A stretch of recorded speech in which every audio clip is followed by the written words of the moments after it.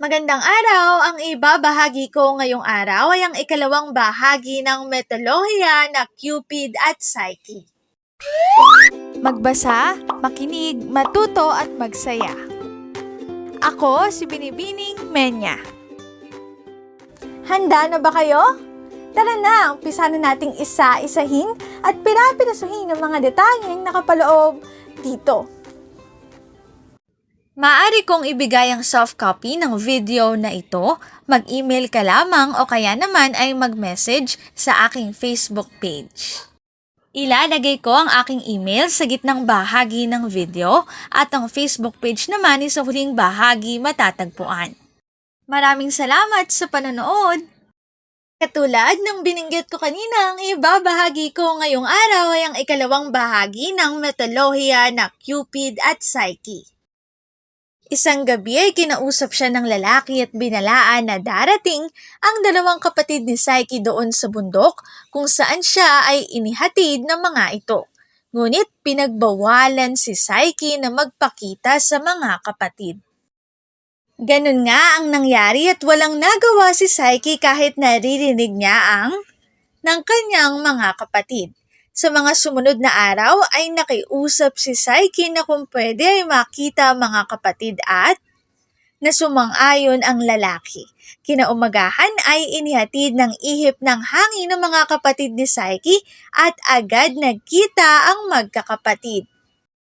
Dito nalaman ni Psyche na alam pala ng kanyang mga kapatid na ang lalaki, ayon sa saad ni Apollo sa kanilang ama, ay bawal makita ang mukha nito.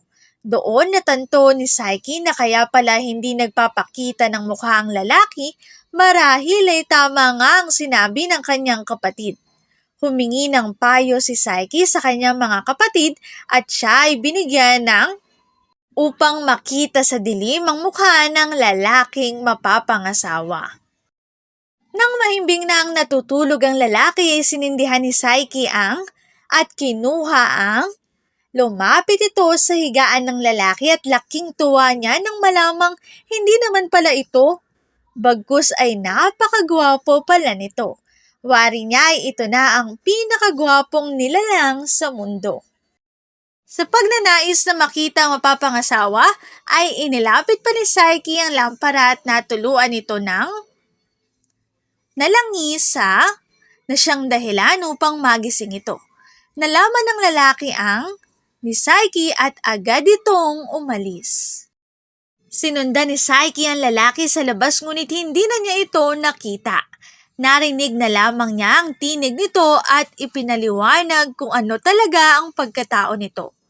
Umuwi si Cupid sa kanyang ina upang pagalingin ang sugat sa balikat. Agad naman itong nalaman ng pangyayari at determinado si Venus na ipakita dito kung paano ang isang Diyosa.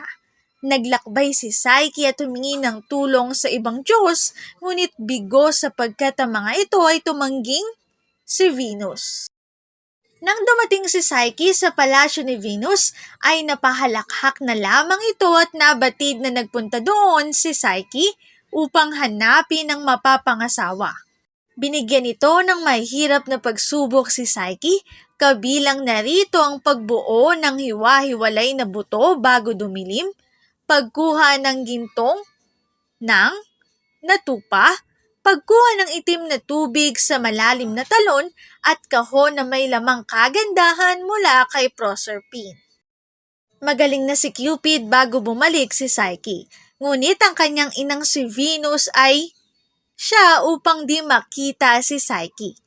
Masayang bumalik si Psyche sa palasyo ni Venus at si Cupid naman ay nagtungo sa kaharian ni Jupiter upang humingi ng tulong na wag na silang gambalain ng kanyang ina. Nagpatawag ng pagpupulong si Jupiter kasama na doon si Venus at ipinahayag na si Cupid at Psyche ay formal lang ikinasal. Dinala ni Cupid si Psyche sa kaharian ng mga Diyos at doon ay iniabot ang ambrosia na kapag kinain ay magiging immortal. Naging panatag na si Venus na mapangasawa ni Cupid si Psyche sapagkat isa na rin itong Diyosa. Narito ang aking sanggunian ng mga impormasyong nakatala sa bawat slides. Kung interesado kayo na magbasa pa, maaari ninyong bisitahin ang website na ito. Ikalawa, huling bahagi ng metolohiyang Cupid at Psyche. Dito na nagtatapos ang aking pagbabahagi. Sana ay marami kayong natutuhan. Muli, magbasa, makinig, matuto at magsaya. Ako si Binibining Menya. Paalam!